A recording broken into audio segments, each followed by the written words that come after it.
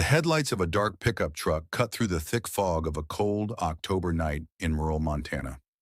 Route 89 stretched endlessly ahead, empty except for the occasional 18-wheeler hauling cargo through the darkness. At mile marker 47, a worn-down gas station emerged from the mist, its flickering neon sign casting an eerie red glow across the cracked asphalt. Inside the truck, a family of four sat in tense silence. Jake Morrison gripped the steering wheel with white knuckles, his jaw clenched tight.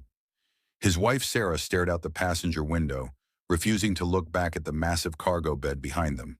Their two teenage children, Tyler and Madison, exchanged worried glances but said nothing. They all knew what they had come here to do, and none of them wanted to be the first to speak.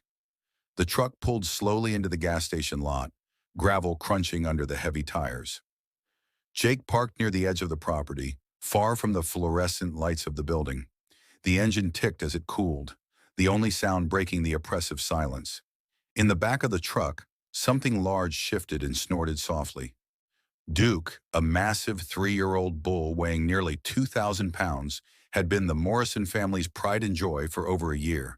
They had bought him as a calf from a local rancher, dreaming of starting their own small cattle operation.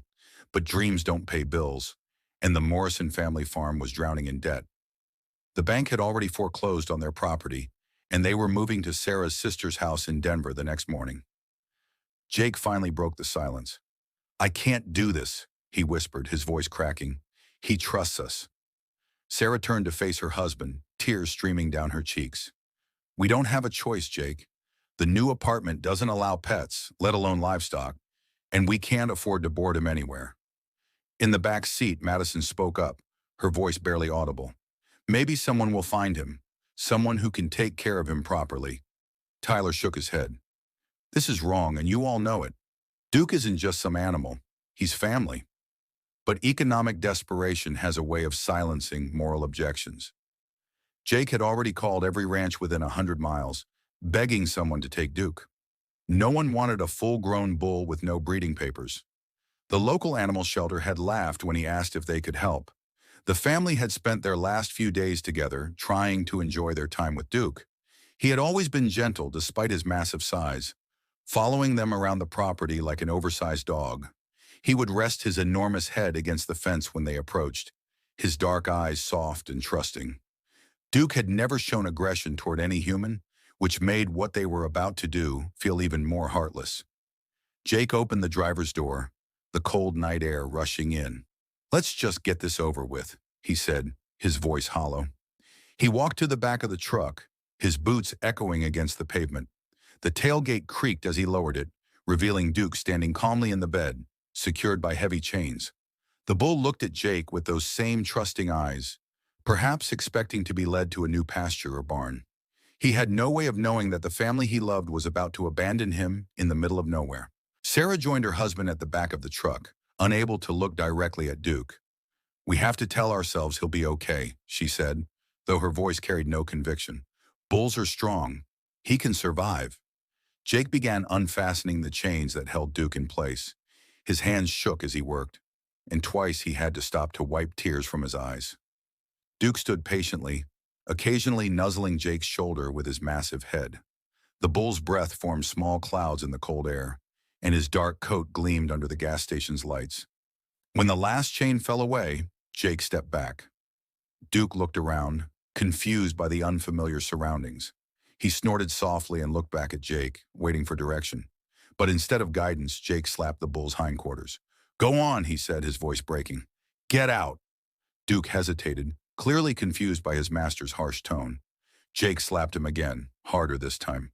"I said go," he shouted, though the anger in his voice was directed more at himself than at the innocent animal.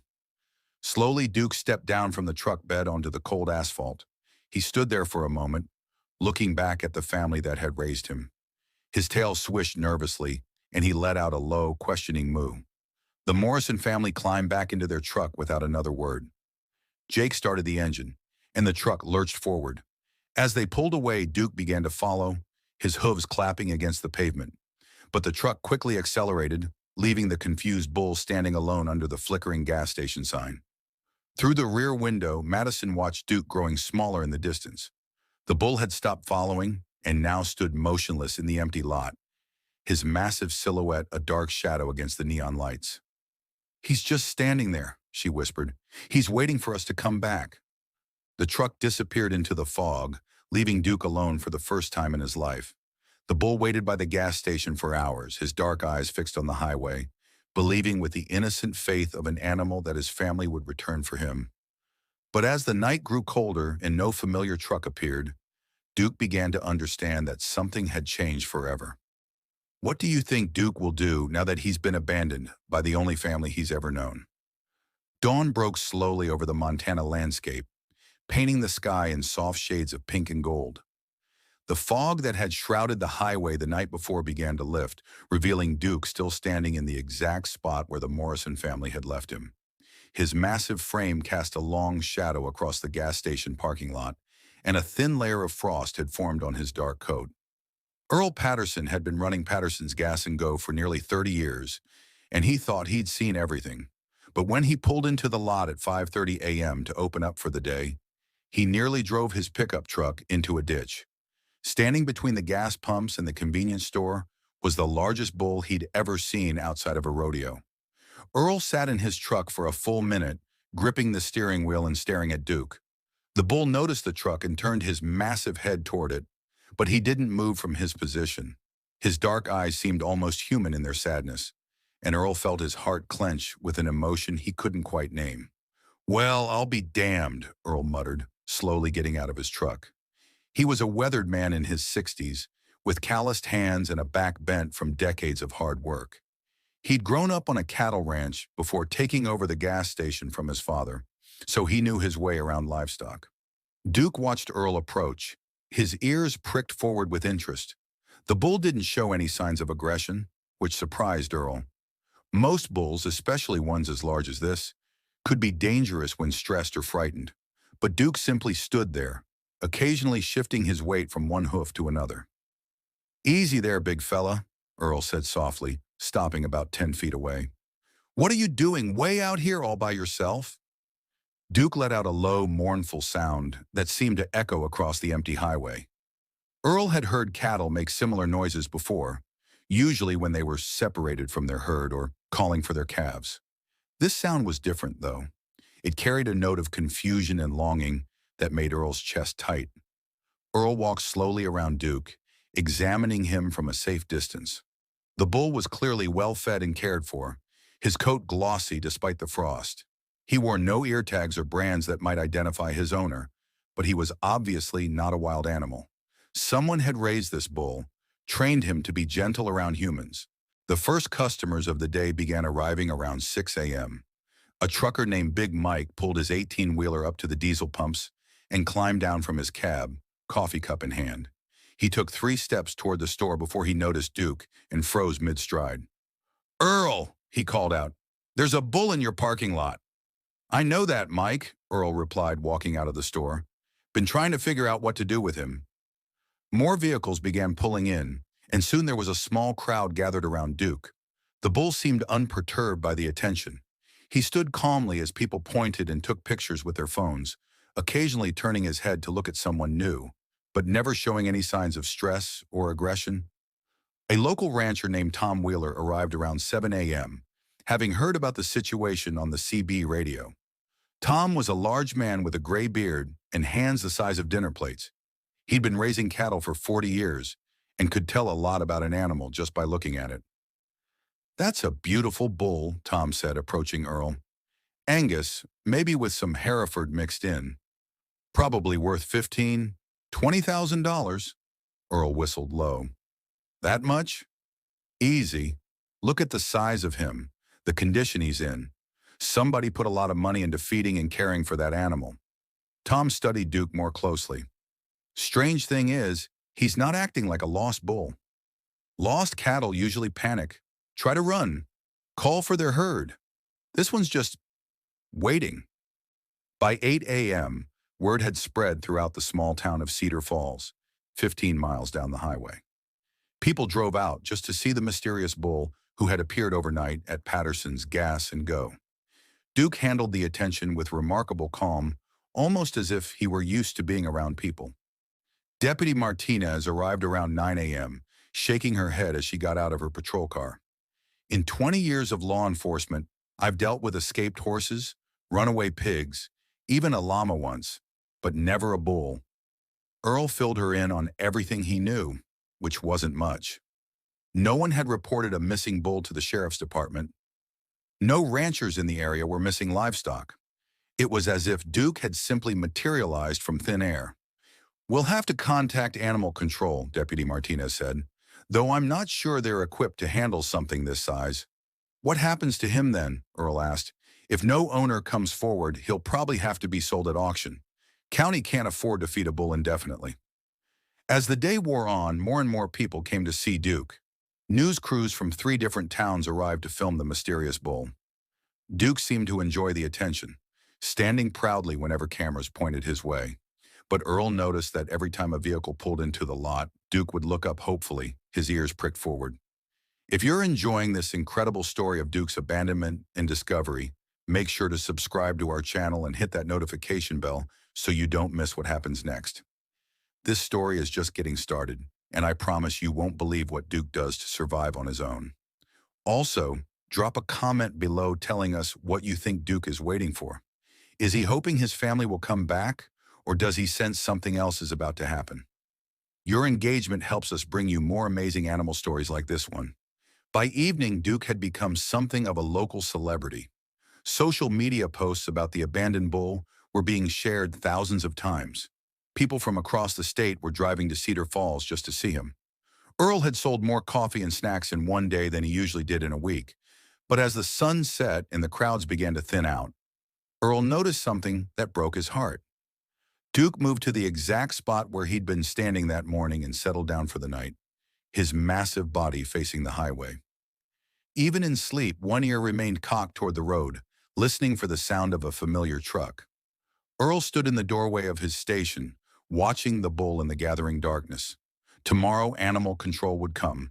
Duke would be loaded into a trailer and taken away, probably to be sold to the highest bidder. The thought made Earl's stomach turn. "What are you waiting for, big guy?" Earl whispered into the night. Duke's only response was a soft snort, his breath visible in the cold air as he continued his patient vigil by the highway. "What do you think Earl should do? Should he let animal control take Duke, or is there another option?" The second day dawned crisp and clear, with Duke still maintaining his vigil in the gas station parking lot.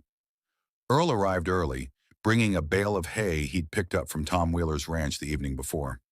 As he approached the bull, Duke lifted his massive head and looked at him with what Earl could swear was gratitude. "Morning, big fella," Earl said softly, breaking the hay apart and spreading it near Duke's resting spot. "Figured you might be getting hungry." Duke stood slowly, his joints creaking like an old ship, and approached the hay cautiously. As he began to eat, Earl noticed something that made his heart ache. Every few bites, Duke would lift his head and scan the highway, still waiting for his family to return. Word of Duke's story had spread far beyond Cedar Falls. By 8 a.m., there were news vans from 3 major cities parked along Route 89. Reporters interviewed Earl, local ranchers, and anyone else who had encountered the mysterious bull. The story was being picked up by national news networks, and Duke's calm, patient demeanor in front of the cameras was winning hearts across the country. Dr. Sarah Chen, a veterinarian from Billings, arrived around 10 a.m. She'd driven 2 hours after seeing the story on the morning news, concerned about the bull's welfare. Earl watched as she approached Duke with the confident stride of someone who'd worked with large animals her entire career. "May I examine him?" she asked Earl. "Go right ahead, Doc. He's been gentle as a lamb with everyone who's come by."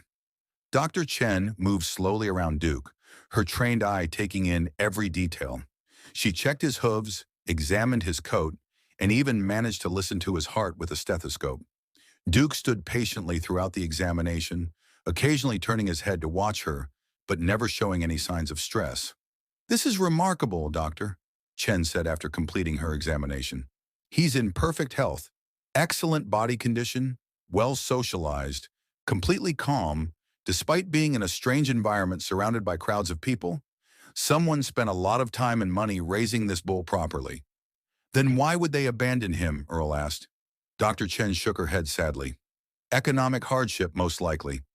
Do you have any idea how much it costs to feed a bull this size? Probably $100 a week in hay and grain. Minimum. Then there's veterinary care, shelter, fencing. Some families just can't afford it anymore.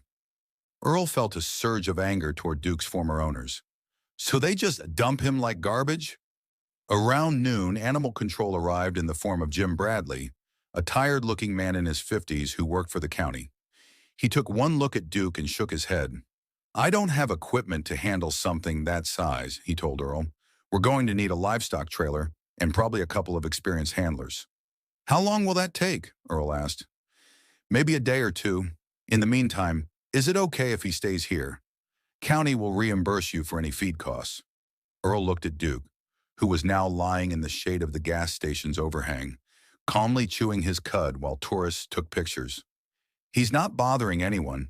I guess he can stay a bit longer. As the afternoon wore on, Earl found himself spending more and more time with Duke. There was something almost hypnotic about the bull's calm presence. Earl brought out a lawn chair and sat near Duke, just talking to him the way he might talk to an old friend. You know, big guy, I've been running this gas station for 30 years, Earl said, watching Duke's ears twitch in response to his voice. Never thought I'd have a conversation with a bull, but here we are. Duke turned his massive head toward Earl, his dark eyes seeming to focus on the man's face with genuine interest. I can see why your family loved you, Earl continued. You've got a gentle soul, don't you? Probably followed those kids around like a pet dog. A local news reporter approached, microphone in hand. Mr. Patterson, can we get your thoughts on Duke's situation? Earl stood up, suddenly protective of the bull. His name's Duke? That's what people online are calling him. The story's gone viral. There are thousands of comments from people all over the world who want to help. Earl looked down at Duke, who had lifted his head at the sound of his new name. Duke, Earl said softly. I like it. Suits him. The reporter continued. There's actually been a development. A rancher from Texas called this morning. He's offering to adopt Duke, give him a good home. Earl felt his stomach drop. When? He's driving up tomorrow with a trailer. Should be here by evening. That night, after the crowds had gone home and the news crews had packed up their equipment, Earl sat in his gas station office doing paperwork, but his mind kept wandering to Duke, who was bedded down just outside the window. The bull hadn't moved from his spot facing the highway, still maintaining his patient vigil. Earl found himself thinking about his own life, his own losses. His wife Martha had passed away 3 years ago, leaving him alone with just the gas station and too many quiet evenings. His son lived in California and called maybe once a month. Earl had been going through the motions of living, but not really living at all. Around midnight, Earl walked outside to check on Duke one last time. The bull was awake, his eyes reflecting the glow of the station's lights. He looked up at Earl with what seemed like recognition, maybe even affection. Can't sleep either, huh? Earl said, settling into his lawn chair beside the bull. I keep thinking about that family of yours, wondering what kind of desperation it takes to abandon something you love. Duke let out a soft rumble. Not quite a moo, but a sound of acknowledgement. You know what the hardest part is? Earl continued. You're still waiting for them. Even after they left you here, you still believe they're coming back. That's faith, I guess. Or maybe it's just hope. Earl reached out slowly and placed his hand on Duke's massive neck. The bull didn't pull away. Instead, he leaned slightly into the touch, accepting the comfort of human contact. I've been thinking, Earl said quietly. Maybe you don't need to go to Texas. Maybe what you need is to stay right here with someone who understands what it's like to be left behind. Duke turned his head toward Earl, and for a moment, man and bull looked directly into each other's eyes. In that moment, Earl made a decision that would change both their lives forever. Do you think Earl can convince the authorities to let him keep Duke, or will the bull be taken away? The third morning brought unexpected visitors and difficult decisions. Earl arrived at the gas station before dawn, determined to spend as much time as possible with Duke before the rancher from Texas arrived. He found the bull in his usual spot, but something was different. Duke seemed more alert, more restless than he had been the previous days. Morning, Duke, Earl said, approaching with fresh hay. But as he got closer, he noticed Duke's ears were pricked forward, focused on something in the distance. Following the bull's gaze, Earl saw a familiar pickup truck parked across the highway, partially hidden by trees. It was the same truck that had been driving past every morning since Duke's arrival, but Earl had never paid much attention to it. Now, watching the bull's reaction, he realized the significance. This was the truck that had abandoned Duke. Earl's hands clenched into fists as he watched the truck. After several minutes, it slowly pulled away, disappearing down the highway. Duke continued to stare after it, his massive body trembling slightly with what Earl could only interpret as emotional confusion. "Were those the people who left you here, boy?" Earl asked softly. Duke turned to look at him, his dark eyes filled with an intelligence that never ceased to amaze Earl. The bull let out a low, mournful sound that seemed to come from deep in his chest. By 9 a.m., the gas station was buzzing with activity. Word had spread that Duke would be leaving that evening, and people were coming from all over the state to say goodbye. Children brought drawings they'd made of the bull, adults brought flowers and treats, and several local news crews had set up to cover Duke's departure. Earl felt increasingly agitated as the day wore on. Every time someone mentioned Duke leaving, his stomach clenched with anxiety. He'd only known the bull for 3 days, but the bond he felt was stronger than anything he'd experienced since his wife's death. Around noon, Jim Bradley from Animal Control returned with Dr. Chen and a man Earl didn't recognize. A well-dressed individual with a briefcase who introduced himself as Robert Hayes, a lawyer specializing in animal welfare cases. "Mr. Patterson," Hayes said, "I've been following Duke's story, and I think there might be some legal options we haven't explored." Earl looked up hopefully. "What kind of options?" "Well, abandonment laws in Montana are quite clear. When an animal is deliberately abandoned, the original owners forfeit their rights to that animal after 72 hours if no attempt is made to reclaim it." Dr. Chen nodded in agreement. "And based on Duke's behavior and the circumstances, it's clear he was intentionally abandoned, not lost." "What does that mean?" Earl asked. Hayes opened his briefcase and pulled out several documents. "It means that as of this morning, Duke is legally considered an abandoned animal. The county has the right to place him with any qualified caretaker, not just sell him at auction." Earl's heart began to race. "You mean I could adopt him officially?" "If you can prove you have adequate facilities and resources to care for him, yes." Earl looked around at his modest gas station, then back at Duke, who was surrounded by admiring visitors. "I don't have much, but I could build him a proper enclosure. Tom Wheeler said he'd help me set up pasture fencing." Dr. Chen smiled. "The basics of bull care aren't complicated. You'd need adequate grazing area, shelter, fresh water, and regular veterinary checkups. I'd be happy to help you develop a care plan." But their conversation was interrupted by the arrival of a large livestock trailer pulled by a gleaming pickup truck. A tall, weathered man in an expensive cowboy hat climbed out and approached the group. "I'm Bill Henderson from Texas," he announced. "I'm here to pick up the bull." Earl stepped forward, his jaw set with determination. "Actually, Mr. Henderson, there's been a change of plans." Henderson frowned. "What kind of change?" "I drove 800 miles to get this animal." Hayes stepped in, explaining the legal situation. Henderson's expression darkened as he listened. "Now hold on," Henderson said. "I made arrangements with the county. I've got a binding agreement to purchase the bull at auction," Hayes clarified. "But there's not going to be an auction. Duke is being placed through the abandonment provisions." Earl watched Duke throughout this exchange. The bull seemed agitated by the presence of the livestock trailer, backing away and positioning himself behind Earl as if seeking protection. Henderson wasn't giving up easily. "I run one of the largest cattle operations in Texas. I can provide for this animal better than some gas station owner." "It's not about the size of your operation," Dr. Chen interjected. "It's about what's best for Duke, and he's clearly bonded with Mr. Patterson." "To prove her point, Doctor." Chen called Duke over. The bull immediately responded, walking to Earl and nuzzling his shoulder with his massive head. When Henderson approached, Duke snorted and moved away, clearly uncomfortable. "Animals don't lie about their feelings," Dr. Chen said. "Duke has made his choice."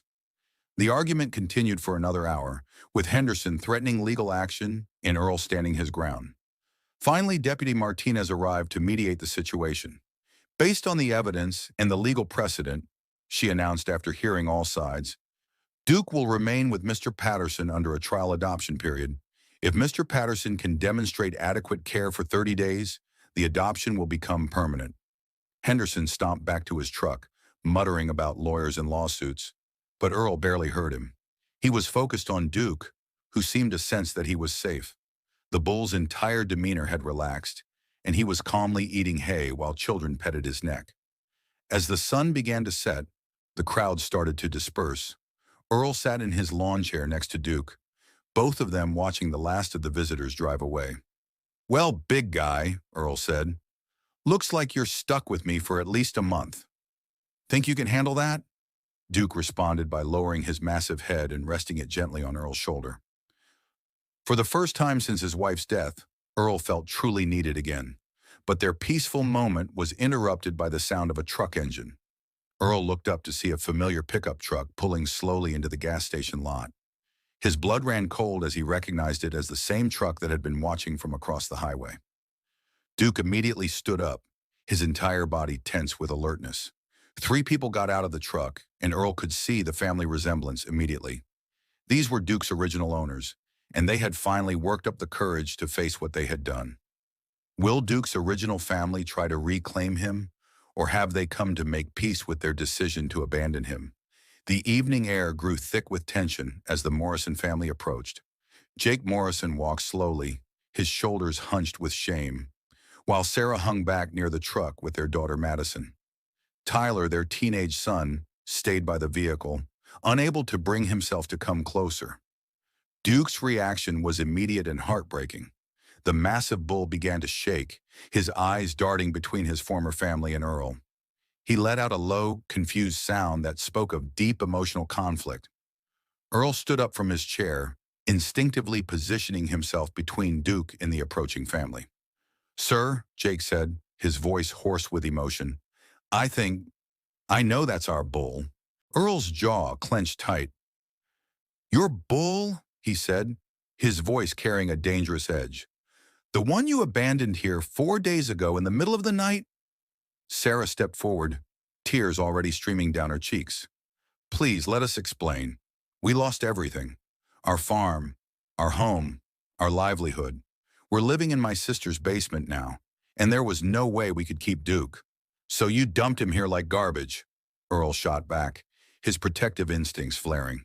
Jake dropped to his knees as Duke approached cautiously. "I'm sorry, boy," he whispered, his voice breaking. "I'm so damn sorry. We drove by every morning, watching from across the road, making sure you were okay." Duke stopped just a few feet away from Jake, his dark eyes studying the man who had raised him from a calf. The bull's confusion was palpable. He wanted to trust, wanted to forgive, but some primal instinct warned him that these people had hurt him before. Dr. Chen, who had returned to check on Duke one last time, observed the interaction with professional interest. "This is fascinating," she murmured to Earl. "Look at his body language. He's torn between his old bonds and his new ones." Madison finally found her courage and approached slowly. "Duke," she called softly, using the name she'd heard on the news. "Do you remember me?" The bull turned toward the teenage girl, his ears pricking forward with recognition. Madison had been his favorite among the children, always bringing him treats and spending hours just talking to him. Duke took a hesitant step toward her, then stopped, looking back at Earl uncertainly. "It's okay, boy," Earl said quietly, though his heart was breaking. "I won't keep you from your family if that's what you want." But Duke surprised everyone. Instead of going to Madison, he walked back to Earl and leaned his massive head against the man's chest. The message was clear. Duke had chosen his new family. Sarah broke down completely. "We don't deserve him," she sobbed. "We know that. We came here because we needed to see if he was really okay, and to ask your forgiveness." Jake stood up slowly, wiping his eyes. "We saw the news stories, saw how you've been taking care of him. The kids have been begging me to come talk to you, to see if there was some way to make this right." Earl looked from the grieving family to Duke, who was still pressed against his side. "What are you asking for?" "We want to sign over custody officially," Jake said. "We want Duke to stay with you, but we're hoping maybe we could visit sometimes. The kids miss him so much." Tyler finally approached, his young face streaked with tears. Mr. Patterson, Duke was the best thing in our lives. When Dad lost the farm, losing Duke was like losing a brother. But we can see he's happy with you now. Earl felt his anger melting away, replaced by understanding. These weren't cruel people who had casually discarded an animal. They were a family who had made an impossible choice in desperate circumstances. Duke, Earl said softly, what do you think? Should we let your old family visit sometimes? The bull lifted his head and looked at the Morrison family. After a long moment, he walked over to Tyler and gently nuzzled the boy's shoulder. Tyler wrapped his arms around Duke's massive neck, both of them trembling with emotion. I think that's a yes, Doctor, Chen said with a smile. Over the next hour, the Morrison family shared Duke's history with Earl. They told him about Duke's favorite foods, his quirky habits, and his unusual intelligence. Madison showed Earl videos on her phone of Duke as a calf, following the family around their farm like a loyal dog. He's afraid of thunderstorms, Sarah explained. He'll try to get into the barn when it starts lightning, and he loves having his ears scratched. He also responds to whistling, Tyler added. Dad taught him that when he was little, Jake demonstrated, letting out a sharp whistle. Duke immediately perked up and walked over, just as he had been trained to do years ago. As the family prepared to leave, each of them said a proper goodbye to Duke. Unlike the cold abandonment of 4 nights ago, this was a loving farewell filled with promises to return. We'll come visit once a month if that's okay, Jake said to Earl. The kids need to know he's okay, and Duke should remember where he came from. Earl nodded. He'll always be welcome to see his family. Madison was the last to say goodbye. She pressed her face against Duke's neck and whispered, I love you, boy. I'm so sorry we left you, but I'm glad you found someone who loves you too. Duke seemed to understand. He gently licked Madison's hand, then walked back to Earl's side. After the Morrison family drove away, this time with Duke watching calmly instead of trying to follow, Earl and Duke stood together in the parking lot. Well, big guy, Earl said, scratching behind Duke's ears the way the family had shown him. Looks like you've got the best of both worlds now. A new home and your old family too. Duke responded by lowering himself to the ground with a contented sigh. For the first time since his abandonment, he wasn't facing the highway waiting for something. He was simply present, enjoying the moment. Over the following weeks, Earl transformed the area behind his gas station into a proper pasture for Duke. Local ranchers donated materials, volunteers helped with construction, and the gas station became a popular stop for travelers who wanted to meet the famous abandoned bull who had found his way home. True to their word, the Morrison family visited once a month. Duke was always excited to see them, but he never again showed any desire to leave with them. He had learned the difference between being abandoned and being chosen, between being left behind and being welcomed home. The story of Duke and Earl became a symbol of second chances and unexpected friendships. Their bond proved that family isn't always about blood relations. Sometimes it's about finding someone who needs you as much as you need them. Every evening as the sun set over the Montana landscape, Earl and Duke would sit together in the pasture, watching the highway where their story had begun. Duke never again looked hopefully at passing trucks. He had found his home, his purpose, and his peace. And sometimes when the stars were particularly bright, Earl would tell Duke about his wife Martha, and Duke would listen with the patience of a true friend. They had both known loss, both known abandonment in their own ways, and both had found healing in each other's company. What does Duke's story teach us about loyalty, forgiveness, and finding family in unexpected places? Share your thoughts in the comments below, and don't forget to subscribe for more incredible, true animal stories that will restore your faith in humanity.